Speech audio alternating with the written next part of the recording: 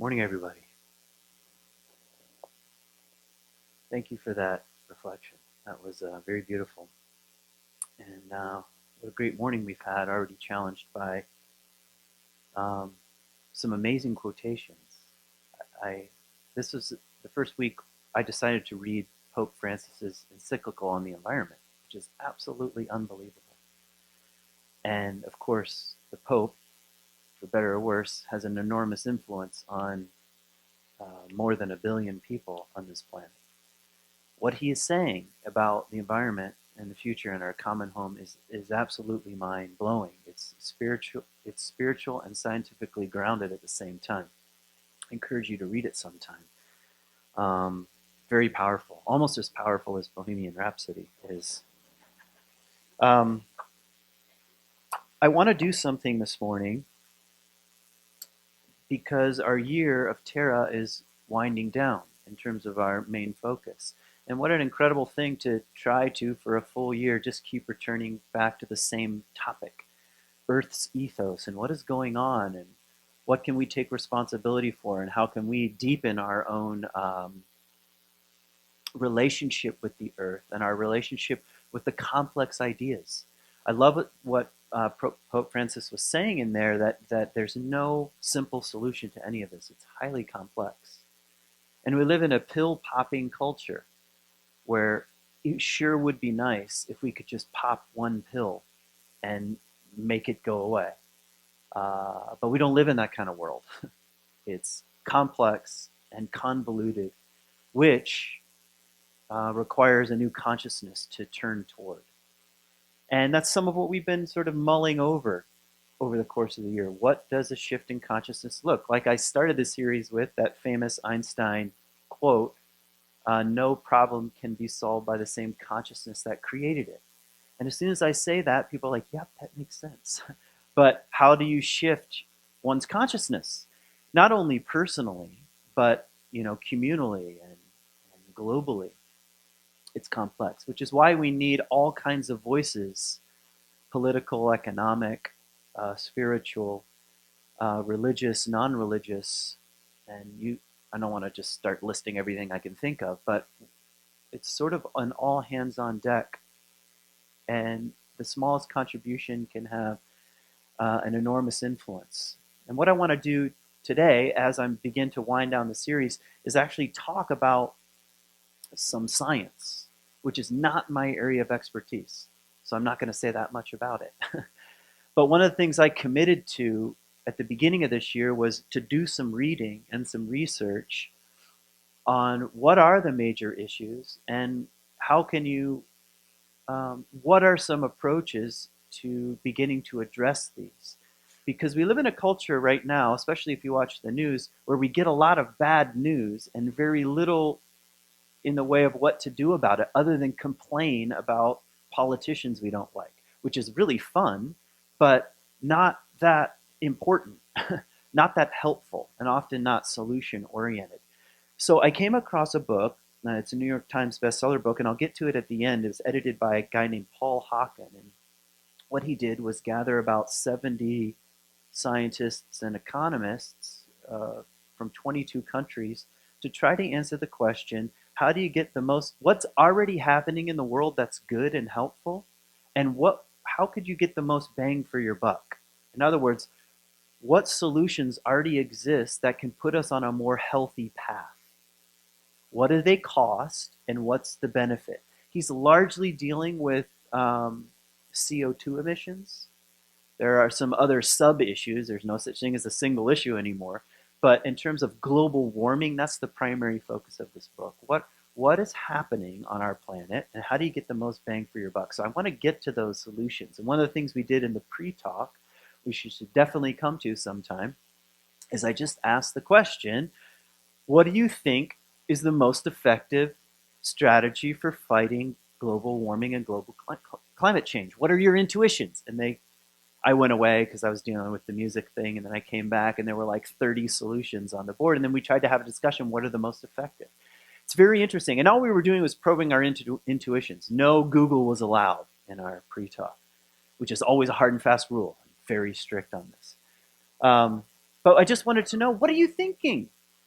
Because we don't often talk about it. And I will also say, some of the solutions are on a global scale. They feel insurmountable and require governments or multiple governments coming together. But I said dream big. That was the idea.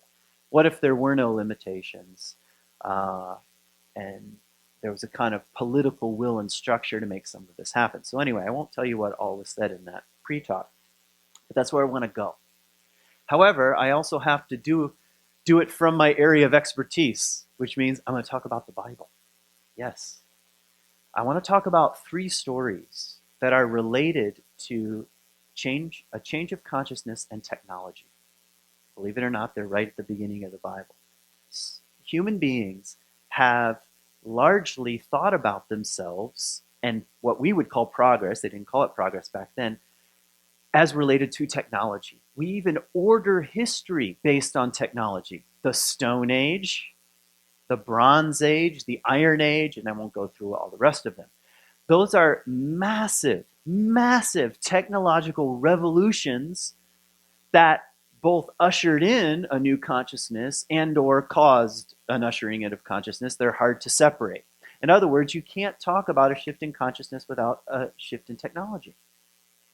They seem to go hand in hand, but there are pros and cons. And the Bible, particularly in Genesis, which is the most mythic of all of the biblical books, and some stories in Genesis are just pure myth, and I mean myth as a compliment, by the way, if you can't tell from this point, meaning they're sacred stories that tell the truth. They're just not always historical. That's what a myth is. Later on in the Bible, they're less mythic. They just have mythic layers, I might say.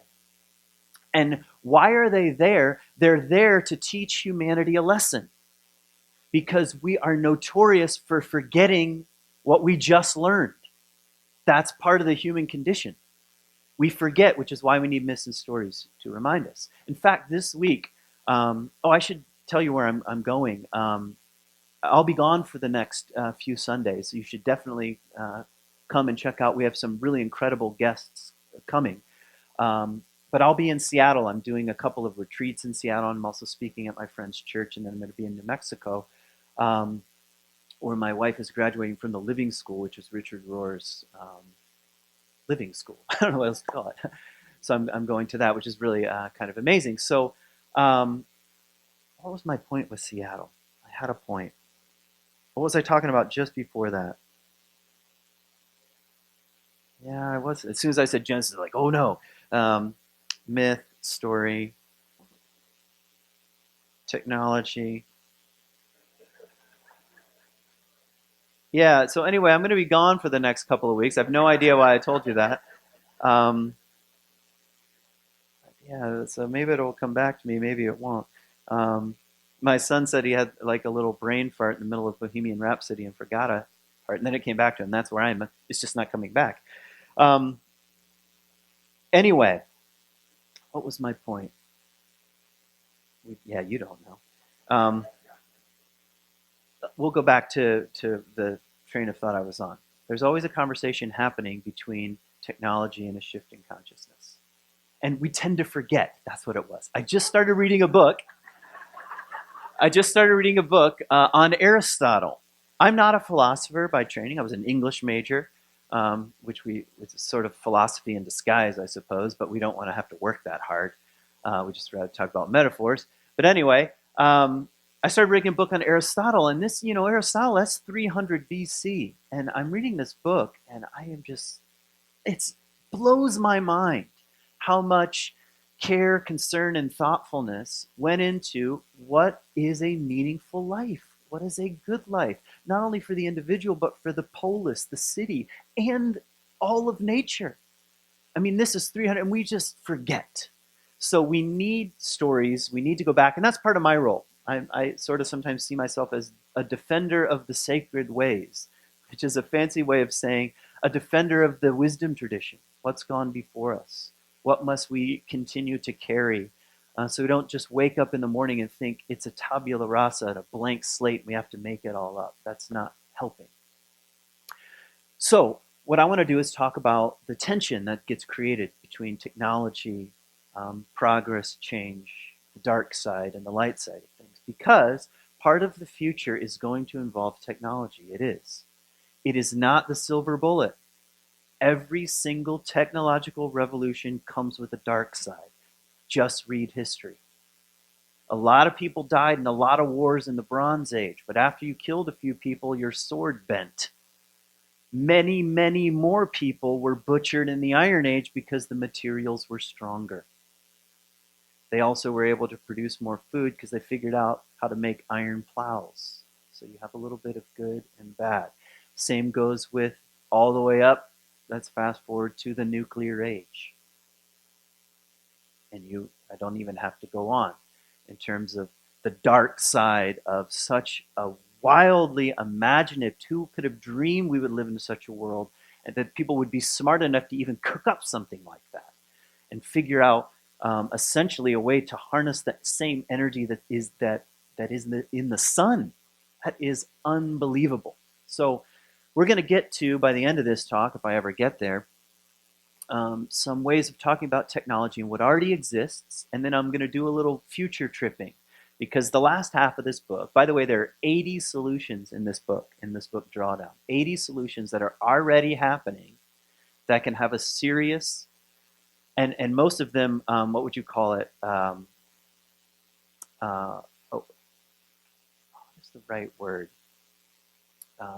Ways of tracking change. I don't know how to say it. In other words, they work out mathematically.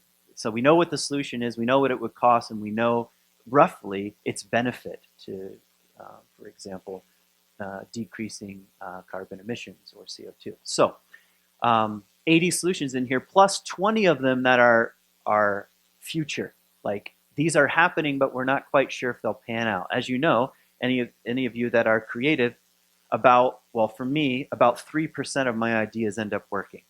Okay, that doesn't fare well for giving talks as a living. So, some of mine aren't going to work. But anyway, that's where I'm going. So what does the Bible teach us about technology? Well, there are 3 stories, and one of them is the Tower of Babel story. I want to say a few things about that, and then I want to talk about the Noah story, and then I want to talk about the Exodus story. I'm going to suggest that one has a masculine dimension and one has a feminine dimension in terms of imagination for the future. It's an alert. I'm about to talk about the Tower of Babel. Okay? So the Tower of Babel story, and I'm just going to summarize a way to understand it, is a story in the Bible where humanity gets together, and the writer imagines that everybody speaks one language, which is a way of saying there's an organized and single government and an organized and single society, and you don't have the kind of diversity. So with that comes a lot of potential for good and a lot of potential for evil. Imagine. So the story begins that way, and everybody speaks the same language, and they begin to build these towers, which imagine the ziggurats from Mesopotamia, or imagine the Mayan temple structures, even the pyramids. And the idea was that they would be able to reach up to the gods and obtain immortality. That seems to be the driver of the story. And what is that story saying? It's saying that human beings have a propensity to long for immortality and think they can reach it through their own creativity and inventiveness and become as powerful as the gods or of nature, something like that. And so they do. They set about the tower, and God gets involved in the story, Yahweh. And Yahweh is he is an untamed deity, to say the least. I know people like to pick on the Old Testament sometimes. I actually find it quite interesting. If you pick on the Old Testament, don't even bother reading the Greek myths if you want terrifying images of the divine. But anyway, the divine is untamed. You never know quite what's happening. And anyway, Yahweh doesn't like it, scatters the languages, and the sort of project comes to an end. So that's the way it starts. That's the way the Bible starts a conversation about technology. And what is it saying? It's saying, watch out. It can be very self-serving and serve the top. Meanwhile, the bottom suffers. That's sort of what the the image. And then it's also saying the divine doesn't like this kind of scenario. It's challenging what we would call egocentric narcissism without having any of those fancy terms. What happens when human beings begin to worship their own technological advances? The whole society can go awry. That's the first sort of cultural warning. There's a lot more to say about that story, but I don't want to go into detail because I'm just sort of using it to pave the way. The next happens with the story of Noah, which is really the sequel. I mean, if you're talking about Star Wars, actually, I don't even know the order of. There's so many Star Wars and prequels and sequels, and it's just like a mess now. But anyway, it's the story, it's the movie that follows Babel. And what happens in the Noah story is, first of all, some very interesting Hebrew words are used. And the word in Hebrew is Hamas, actually, and it means something like evil or greed for evil or violence. And the way the writer describes it is that the world had turned to violence, and even people were committing violent acts against people they know and love. So the world is a mess, which means culture's a mess, family's a mess, and nature, in a way, is a mess. There's something about the flood story that suggests when society goes awry, nature gets pissed. All right? That's the whole point of the flood. Enough is enough, and it's a recreation story. So, just file that away. When society goes awry and everyone turns to violence, what might happen? Nature might get pissed. All right? Example, Exhibit A in 2019 is just watch the rest of the summer. Okay?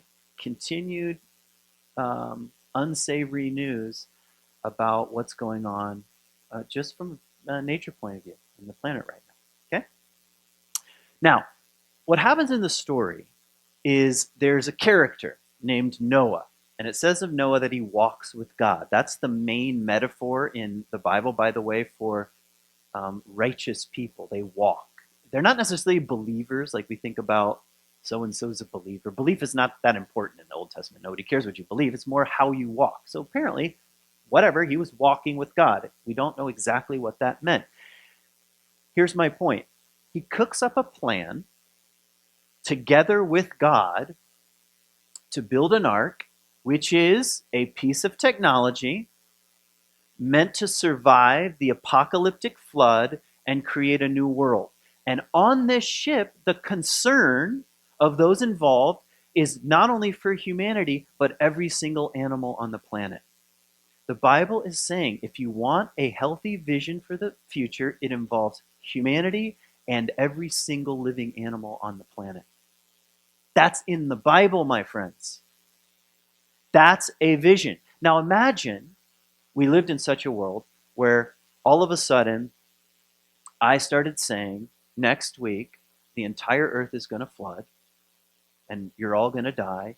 And I'm going to build this ship here in the harbor of Grand Haven and I'm going to survive by floating out onto. You would say, there's a place for you. It's called Pine Rest. Right? That's the Noah story. To have a vision for the future that involves radical technology that serves not only humanity but every living creature, people will call you insane. And they'll go, let's just go about our business and forget about this Noah figure. And then all of a sudden the flood comes. Am I making sense? The ark is called teva, which has a couple meanings. It can mean actually it's rooted in the same word where we get tivas, like which means nature in Hebrew. But I see some tivas, those shoes. But teva, it's slightly different, means ark or boat, really. Hebrew is a great language because it's what scholars call a poor language, and words mean more than one thing, which is another way of saying it's a rich language. Arabic works the same way. So anyway, Noah builds this ark. Now, I just want to reiterate my point because it was really striking me as I was saying it. If you want really a Christian vision or a Judeo-Christian vision for our relationship with nature, it involves humans and animals. Imagine if the Christians, like the billion people that follow the Pope and are supposed to listen to him, even though we know Catholics are like, yeah, whatever. Imagine if a billion people said, no, we're going to be concerned about every animal species on the planet, just like Noah. That's a Noatic vision. Noah is an archetype. It lives within you. You actually have that capacity to think that big and to act that way and to build ships to save animals, or fill in the blank of what you think ship means. 83% of large mammals right now, globally, have been lost. 83% of wild large mammals. There are also 1.9 billion cows on the planet. So there are some large mammals, but they're domesticated. Anyway, I don't know why I'm going into that. I'm just saying we're experiencing great loss, but it's possible to build an ark 2 by 2, bring them in, save the animals. That should be a Judeo-Christian idea, not a whatever, something else. Okay? And meanwhile, the story also says if there aren't a few visionary people, everyone will perish. So you want to ask, the archetypal question is, where are the Noah-like figures in our culture? And it could be people like Elon Musk, who, I don't know what he even believes in God. It doesn't matter. If he's dreaming up a world and people say you're insane for thinking up this hyperlink commuter thing, I don't even know how it works, or an electric vehicle, or whatever, fill in the blank, we say that person's a bit insane. Okay, here's story number 3. Noah's primarily about nature. Story number 3 is the Exodus story, and here's how it begins. Oh, let me first back up.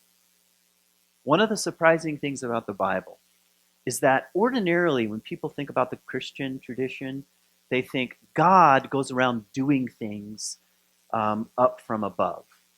Sort of like Zeus throwing down lightning bolts. But actually, if you read the story carefully, the divine and the human are always cooperating.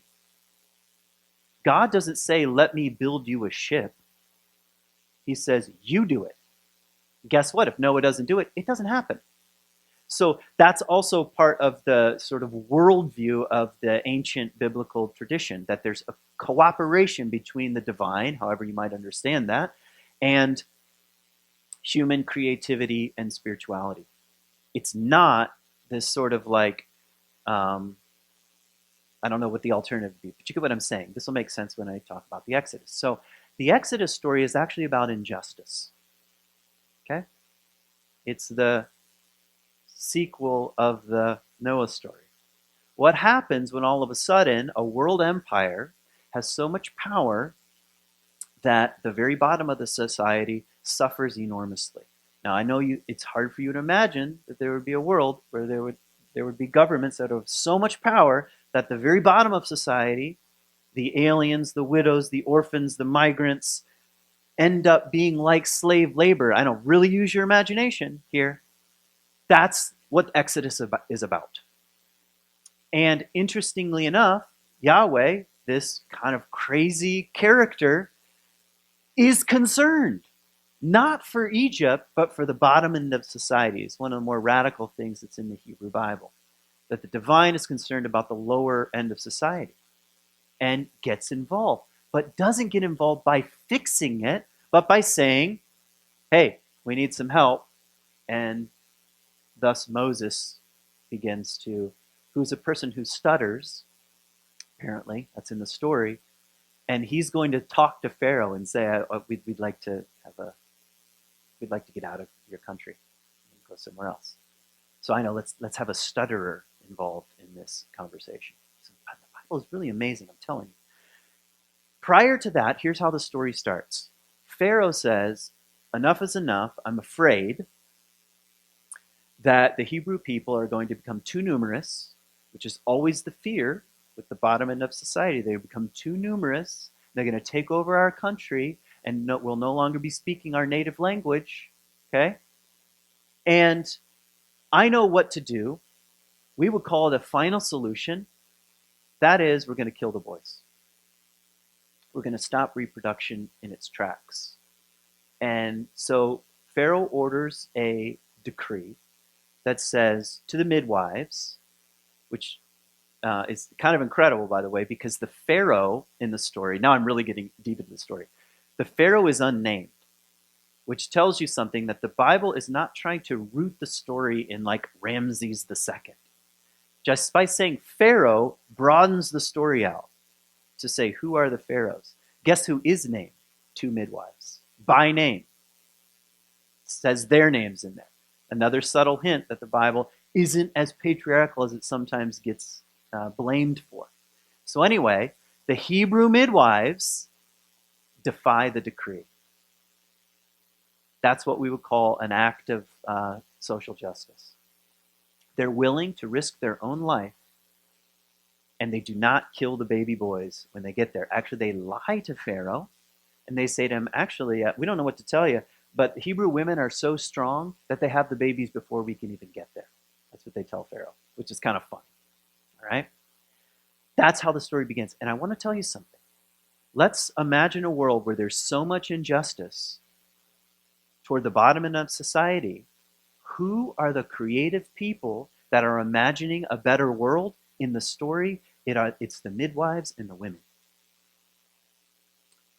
And they put this little boy, who's eventually named Noah, into, and I'm not making this up, in Hebrew, a teva, an ark. The only time that word is used in the entire Bible is in the Noah story and in the Exodus story, because the ark represents a passageway to a better future. And who's doing the dreaming of this? The women. So you have these masculine and feminine dimensions of the story. You've got Noah, who's a builder. I'm going to build things. I'm going to get some wood and some pitch. Great. Do you see how the women are contributing to the future of society, but in a different way? Isn't that interesting? Their feminine imagination imagines a world that we will not have a better society unless the family and birth and what we would call the domestic is concerned for. There is no future without that. And so they begin to save these baby boys. Am I making sense? All right, so they build a teva, an ark, and set that thing out on the reeds, out on the water, just like the Noah story, and eventually Moses is plucked from the reeds, and he's raised in a dual home, which is part of the Hebrew narrative, because his mother is also involved. He's also raised as an Egyptian. So that's a very interesting combination. I mean, fill in the blank of how much we need our own children to be raised in multiple means of education, from the scientific to the spiritual to the, you start filling in the blanks. We can't have these siloed worlds anymore. So those are two stories that involve technology and dreaming up a better future. And I want to just ask the question, metaphorically, where are the arcs?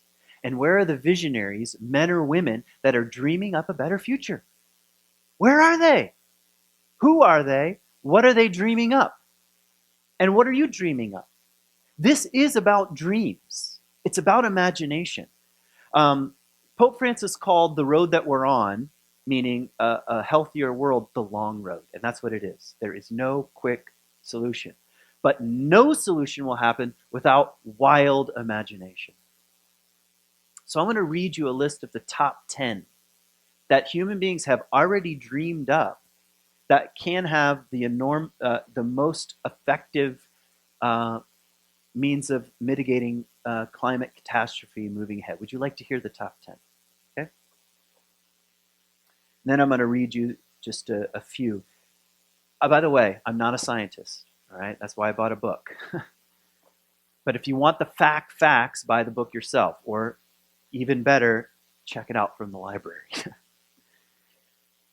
The most effective means of reducing atmospheric CO2, that's largely what this book is interested in. The most effective, globally, has to do with the realm of refrigeration. Okay?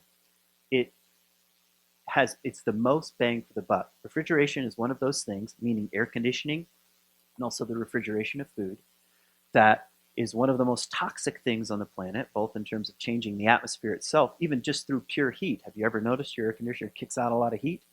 But also, when those air conditioning units get decommissioned, that's when they become the most toxic. And You probably know this, but many years ago they got rid of CFCs and now they have HFCs, which is a slightly different compound but still toxic. It has the potential to have the most enormous effect on global climate change. Refrigeration, and it's on the rise. 83% of American homes have now air conditioning, and I'm not saying that this is a problem. I'm just stating facts. How many of you grew up without air conditioning? Okay, see what I mean? And China, it's even greater. Okay, so just these are just going on the numbers, bang for the buck. What's it cost? And it's enormously expensive.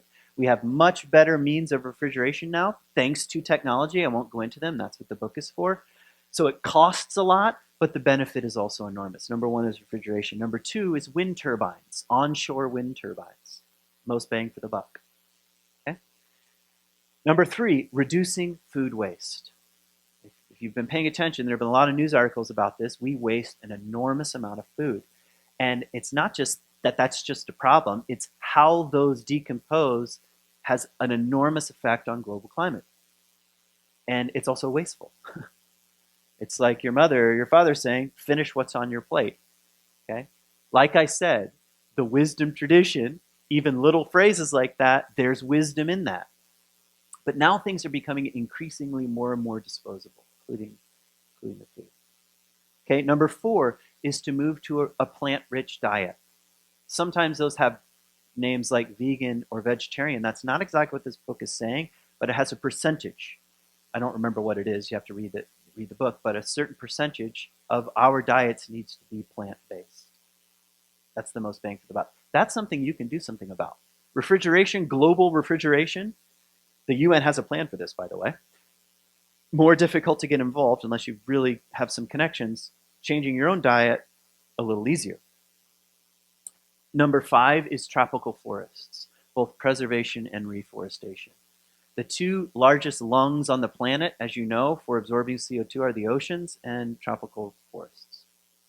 Forests in general, not just tropics, but this one is specifically about tropics. Number five.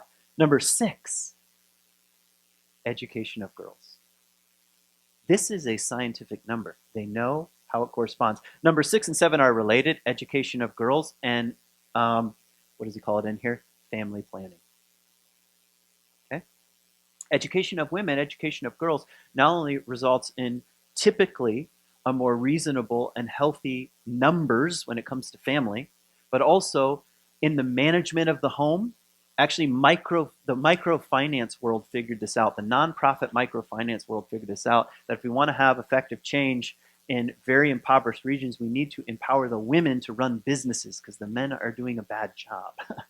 So a lot of microfinance loans around the world go to women. So more healthy and stable family. Also, there is a correlation between the ability to survive natural disasters and turbulence in economy and nature when you're more educated. When you're more educated, you're more likely to survive, and therefore your kids are more likely to survive. So number 6 and 7 have to do with education, and particularly of women. Number 8 is solar farms. Okay. Number 9 is something called silvopasture, which is raising livestock among trees. Okay? I'd never heard of it before. It's number 9 on a list of 80. That's partly because there are 1.9 billion cows on the planet and more sheep and goats, other livestock. The rest of them get lumped together. And number 10 is rooftop solar. So a couple are solar ones. And these, again, this is just cost-benefit analysis. That's all it is. How much does it cost and what's the benefit? Those are things that are within our reach. They're reasonable. And how you vote makes a difference. Who do we know that is for these kinds of things? And everything matters that we do. You want to hear a couple from the dream list? So there are 20. No one said anything. I'm going to tell you anyway. There's something called living buildings. The Brock Environmental Center, which is in the Chesapeake Bay area, actually produces more energy than it consumes, and every single drop of water comes from the sky that it uses. Every single one, from the drinking water to the toilet. Anyway, radical changes are possible in building construction. Is it more expensive? Hell yeah, it's more expensive. But the cost benefit. Would you rather be able to live on the planet or not? If we can figure out a way, which people are dreaming up, to live on the moon, you better believe we can figure out how to build better suburbs. All right. Um, Let me just give you a list of some of them I don't even understand. One of them is smart highways, actually paving, and the both the sun itself and also the driving on it generates electricity. It's pretty incredible. Already exists. Microbial farming. I'm always talking about microbial farming. I don't know about you. But of course, our soils are heavily depleted. So they're figuring out a way to grow microbes and plant them back into the soil. So it's a little bit of artificial. There's also something in here called the artificial leaf. Industrial hemp also has other benefits. There's something in here called the relationship between, hey, that's your mind, not mine. I'm pure as the driven wind or something. Um, Ancient Greece insisted that the cows that ate on the beach, ate the weeds that came up on the beach, were the best eating. Turns out that's actually the case in terms of their digestion. So there's a whole movement to try to return cows to beach landscapes to eat the weeds. So I know who would think of this stuff? Human beings that are highly creative, that are visionary, and that are either like the midwives or Noah. They have a vision for the future and they're going for it.